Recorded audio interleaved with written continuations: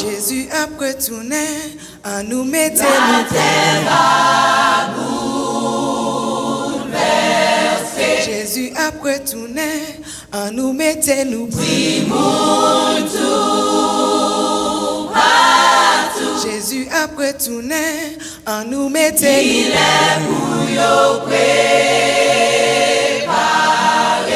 La fini, la fini, la fini, la fini, la fini. Jésus a retourné à nous mettre nous prêts. La fini, la fini, la fini, la fini, la fini, la fini. Jésus a retourné à nous mettre nous prêts. Jésus a retourné à nous mettre nous prêts. Jésus a retourné à nous mettre nous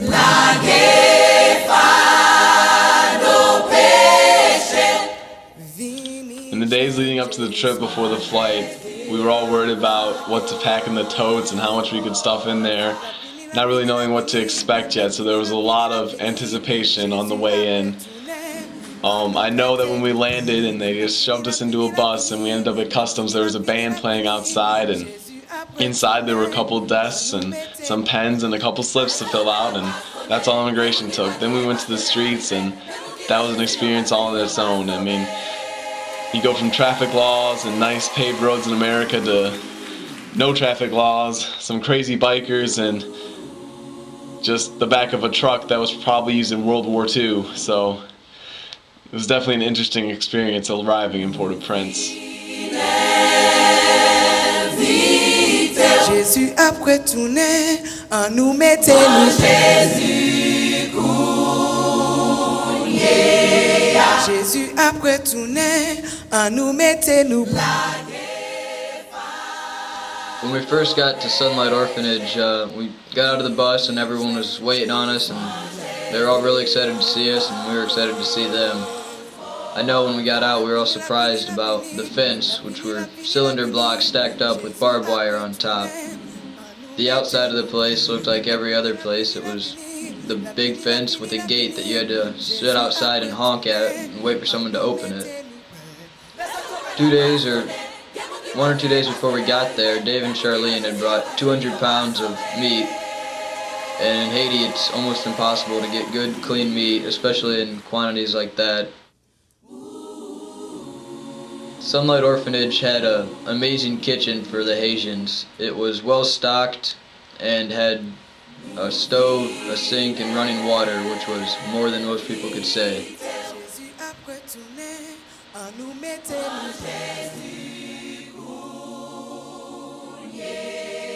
Jésus a retourné à nous mettre nous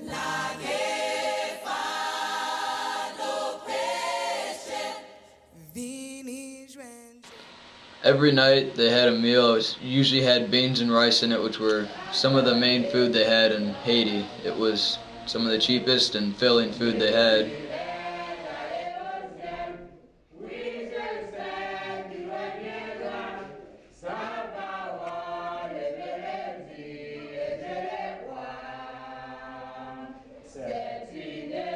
When we got there, all the kids were excited to see us. They were all waiting on us too, and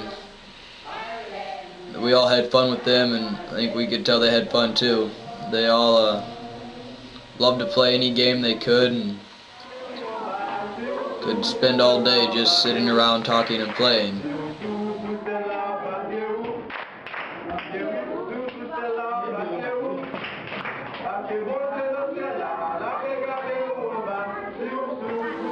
All the kids there spoke really good English and knew all the basic subjects and were very knowledgeable in English, math, social studies, and science. We ended up grading a lot of their papers and spending a lot of time tutoring them and hoping to teach them as much as we could.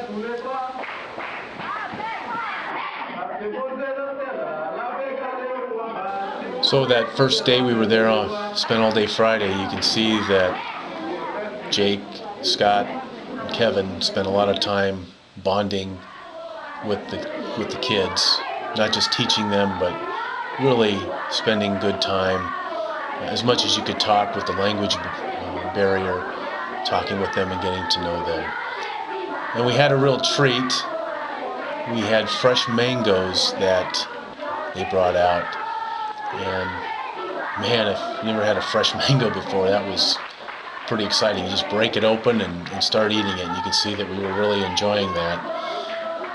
And they were really good. They really scare you, though. They fall off a tree and make a pretty big thud, so it does kind of get your attention when that happens. You can see the kids are probably thinking, we eat those all the time. What are they getting so excited about? Here's where they brought the rice back that they purchased that we were going to repackage for distribution up in Port-au-Paix. So had to go shopping on Friday, and a group of went shopping. They brought the food back and unloaded it. Roberta's kids were great. They did actually most of the physical work. They did it, and obviously we appreciated that because it was hot.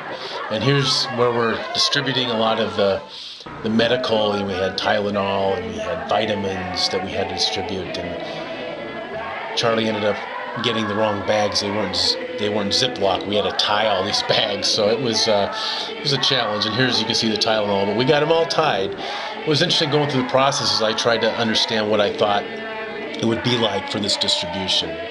Here's where we had barbecue, so I know the boys were really excited to have barbecue, and I was too. However, I didn't realize it was probably the last time I would have food I was used to eating before we went up north, because all I ate was chicken once I got up there. And then we wrapped up the night with dinner and a devotional. The trip up to Port-au-Paix, that was daunting to say the least. We heard it was a 6-hour trip without delays, and which seemed funny because the mileage would only take 2 hours in the States, but we loaded up the cars, a couple of us in the back of the blue truck, the others in the back of an Explorer that Roberta drove, and we headed off. We made any necessary preparations and headed out of Port-au-Prince, and at first we thought the Port-au-Prince roads were bad, but then after we got on the highway and we made it far enough, we realized the roads weren't paved at all, and a lot worse. But on the highway, we came across an area where there were 2 inclines on both sides of the road, where there was a market where people would carry all their products in either on their head, in their wheelbarrow, or wherever they could manage. And a truck happened to break down, and it took at least an hour and a half to get out of there, because you can't just call the nearest tow truck. It took civilians to step in and direct traffic so that it could actually get moving again. And as Charlie would say, in Haiti, you can always fit one more, so we kind of rode wherever we could, standing up on top of luggage. There's no safety laws for buckling up, so you just kind of go where you need to. And a couple times we had to keep the lids from flying out the back, and as we went down, we saw all sorts of makeshift stands and shacks where you could tell people were selling things, but the more secluded we got, we noticed the more we got stared at. In Port-au-Prince, there are a lot more white people around to be used to, but once we got out into the country, we were glared at, to say the least. And it's interesting not seeing it from that perspective in America, but then you see all the business and people walking around with things on their head that I couldn't carry, like with 3 other guys helping me, and I don't understand how some of these people carry, and they sell everything on the side, and they'll walk in front of cars to get their produce to the other side to make more sales. It's a crazy way they conduct business there.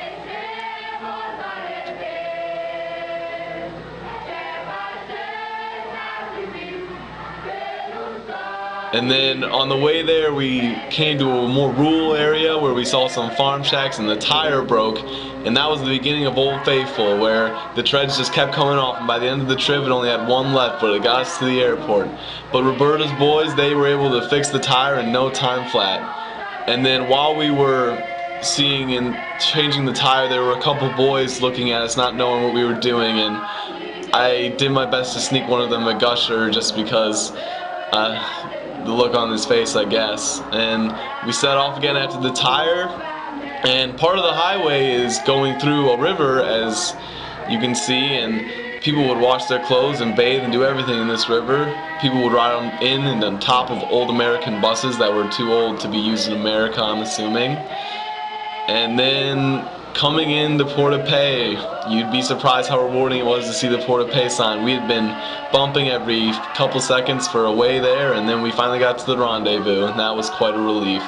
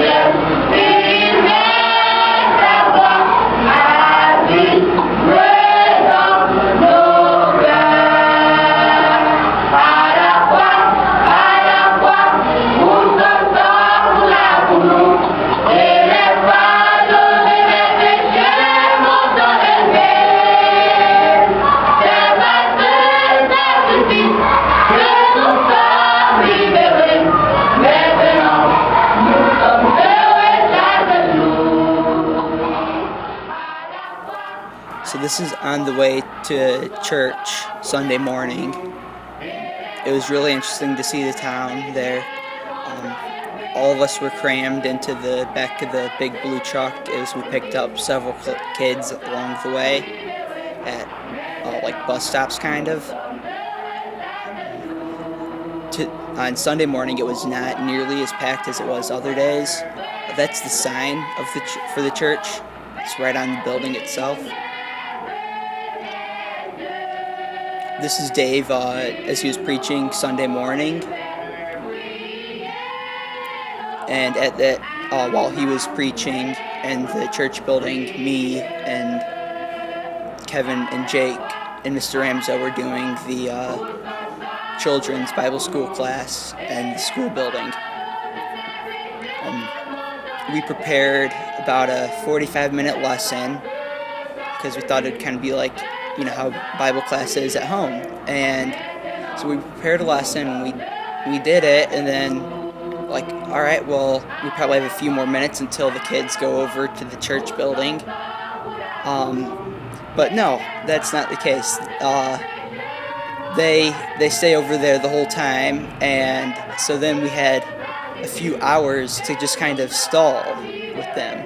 So we sang songs with them, and then even acted out some Bible stories, and it was really interesting. Completely not prepared for that, but it turned out pretty good though.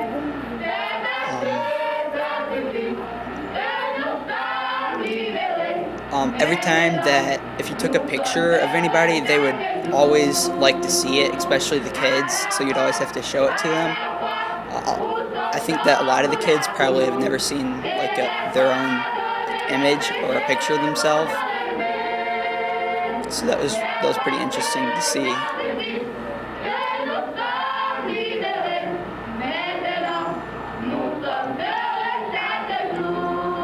Charlie talking with Brother Fatone there.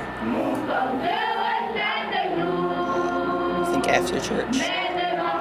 Susan found a little kid.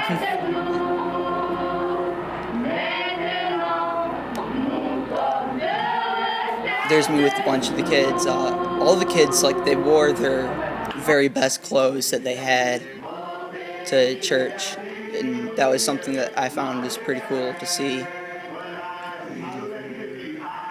Even though they didn't have very much at all, they still wore their absolute best, and we're proud to wear that and go to church in it.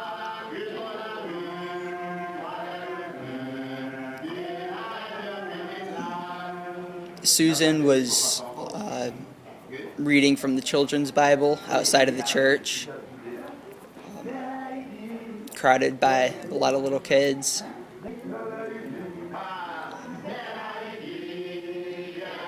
There's Charlene showing some boys, I think, a picture of themselves. And this was the beginning of the food distribution here. We were unloading it from the truck with Roberta and her boys all helping. They were a huge help with everything that they did. I'm very thankful we had them on the trip, and they really made it possible for us also.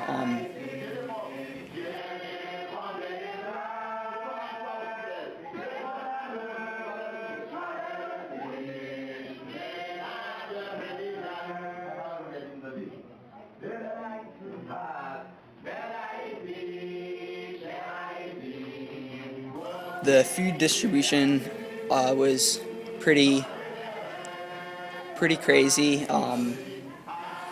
It was kind of like a mad rush of people trying to get food as we were passing it out just as fast as we could, and sometimes, like, you know, the big sister would go and get a bag of food, and then later send their younger brother to try to get like another bag of food for their family. And I'm sure that there were probably some families that did get more than one,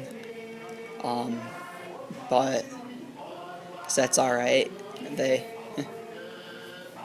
need it very bad. So, but they were so grateful for what they got.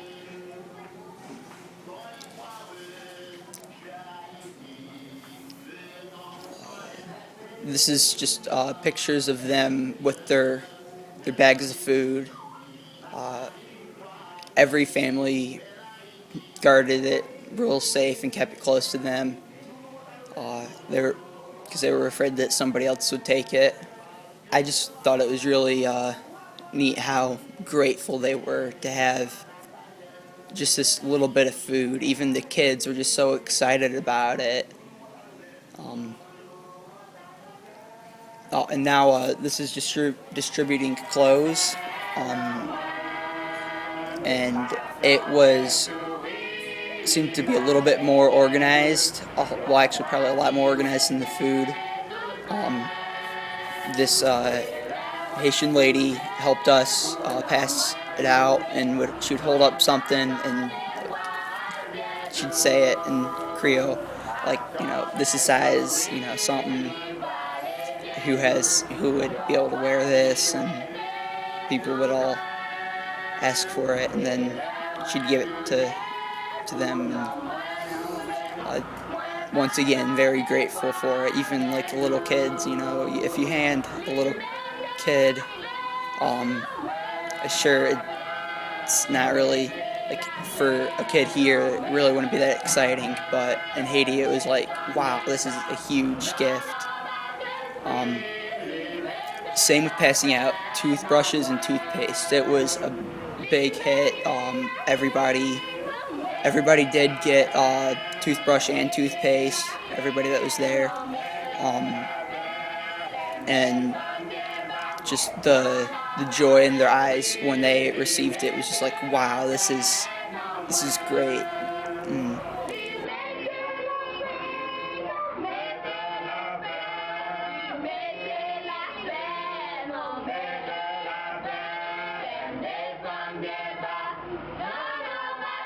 There's Clinton preparing for the gospel meeting. The gospel meetings were packed full of kids, and many kids even without their parents there.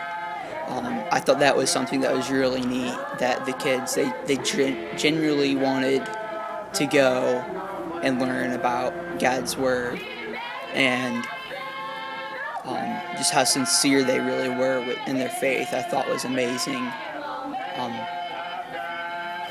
Mr. Ramzo and Charlie also preached in the gospel meetings, with Brother Fatone being their translator, along with Pierre was also a translator, and Mark was a translator too.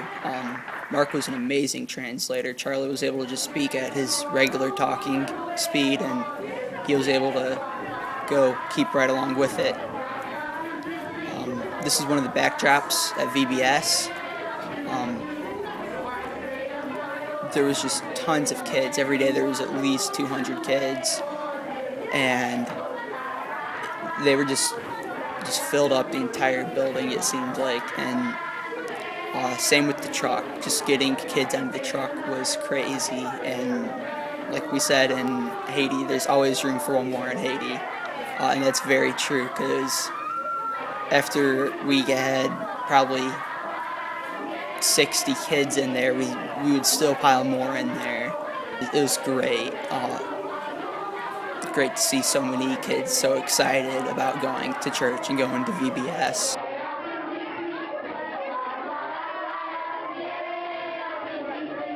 After the children were unloaded, then our team got off and brought out the totes that we would use for that day's lesson. After the totes were empty, we gave them to different people, Brother Fatone and Roberta.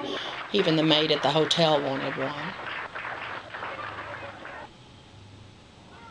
This is their new church building. It's all cinder block and a concrete roof.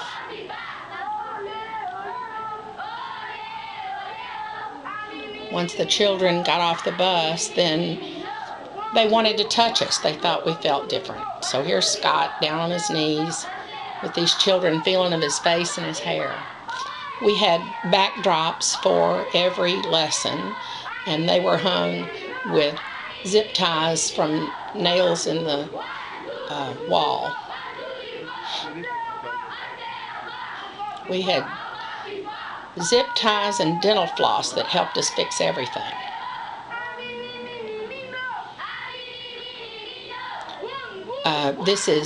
I'm teaching the lesson, and this is Pierre, who is about 15, and he was my translator. The children Brian is passing out their craft work for the night.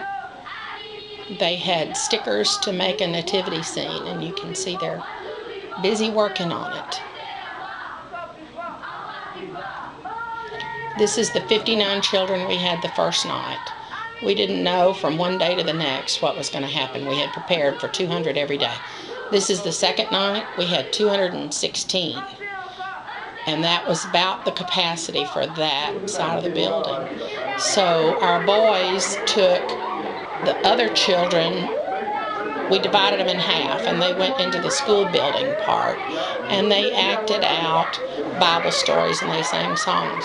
Here Kevin is telling the story of the Good Samaritan, and the children are laughing and they want to see what's going on. And the boys did this with no practice, not knowing what they were going to do when they got there. Good job. And they even took the kids out of the audience to help act out the stories. And when I finished the lesson in one building, I would swap, and the boys would go to the other side and sing songs and do activities while I taught the second half of the group. Every night they had a take-home thing, and this night it was a bar of soap and a washcloth, and they were wrapping each bar of soap individually. And this is the schoolhouse side. It had a tin roof, and it's all cinder block.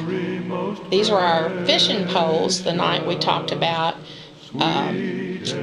Jesus telling them to cast their nets on the other side and feeding the 5,000. And the fishing poles got all tangled up, the fishing line.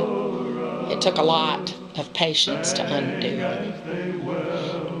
and a lot of time. And the children had a fish with a magnet, and there was a paper clip on the end of the fishing line to pick it up. This is another one of the backdrops, Jesus feeding the 5,000. And here you can see they're helping the children with some of their work. And here they are in the school building side. You can see the cinder blocks are laid on their edge so that the holes allow for ventilation. There are no windows in the building. because people would come in and steal the few things that are there. Tuesday after the VBS, some of us got a chance to go up to another congregation about an hour away, so we loaded up onto the bus and headed back out there. As soon as we got there, we saw their building, which was the cinder blocks and the tin roof, and the kids and the people there decided it was too hot for us in there, so they moved to the benches out and sat down under a shady tree, and they did the lesson there. Everyone was well behaved, and they got ready to go, and they paid attention the whole time. And even when we were handing out the candy or the stickers, when the kids in the back or someone wouldn't get something, they wouldn't be jealous, they wouldn't fight for it, they would be content with whatever they got. They were happy with it. When we got there, we started on the lesson of Jesus' birth, and we did the same scenes we did with the other church, and I think the kids here were just as grateful, just as happy, and just as excited to have something to do, something to play with, and just to hear about the Word of God. I know we all love to see how much fun everyone had and how much they enjoyed it. In the back, there were 3 kids who weren't dressed right for church or for some reason didn't want to come over, but they stood there the whole time and they listened, they watched, and I hope they learned a lot too, but we ended up giving them some candy too, and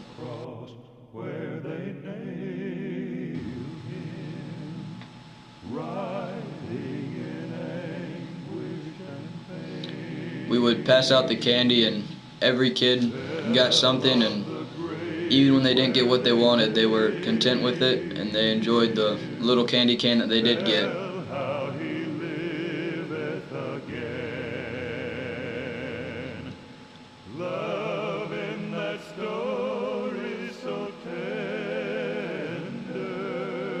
A lot of the kids there, they didn't have clothes or food or anything, and even they showed up when they could and were excited to get what they could.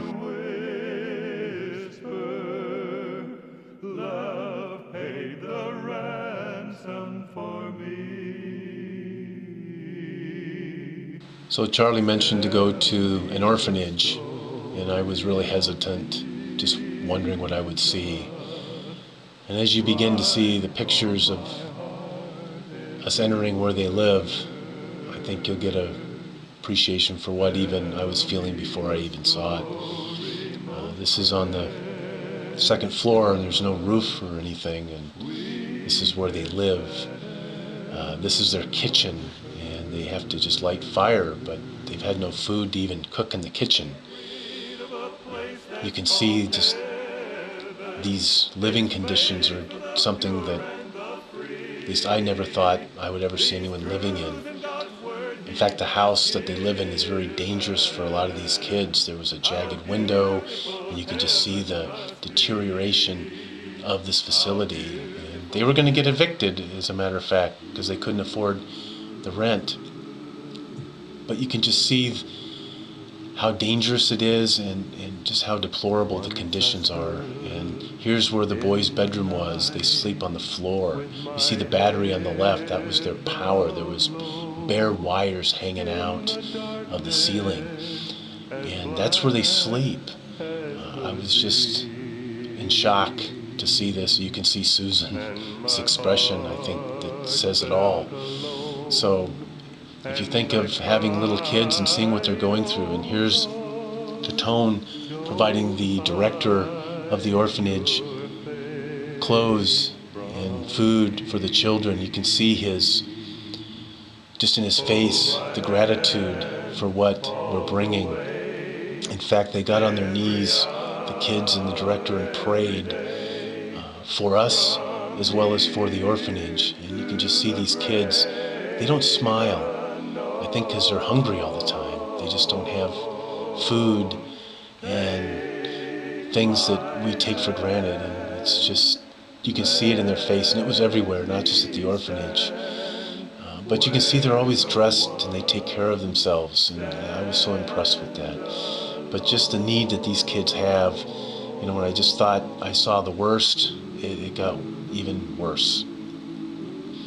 Emotionally, for me, this was probably my breaking point. I can remember just just wanting to sit down and cry, as a matter of fact, because it just was so hard for me to see all this.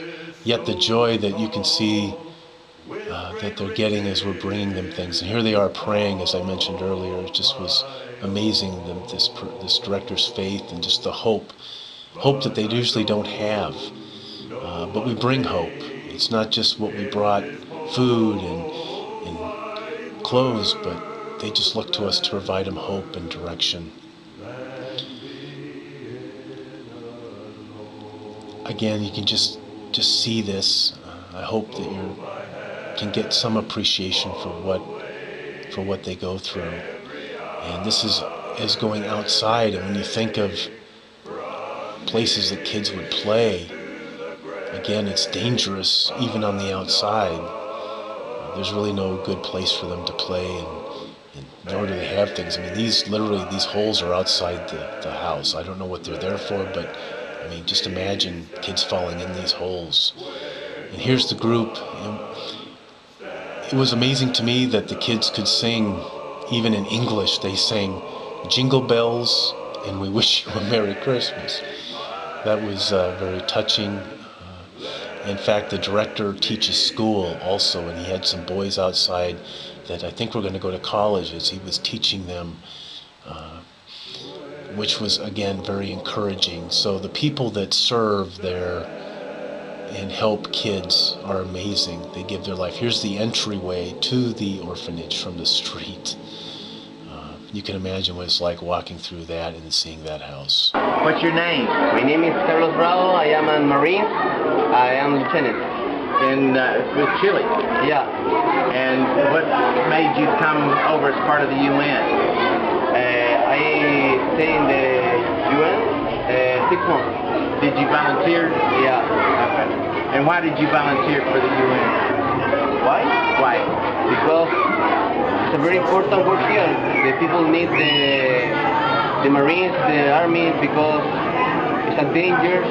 The other guys, and we have to protect the kids and the women. Yeah. It's very important. I agree.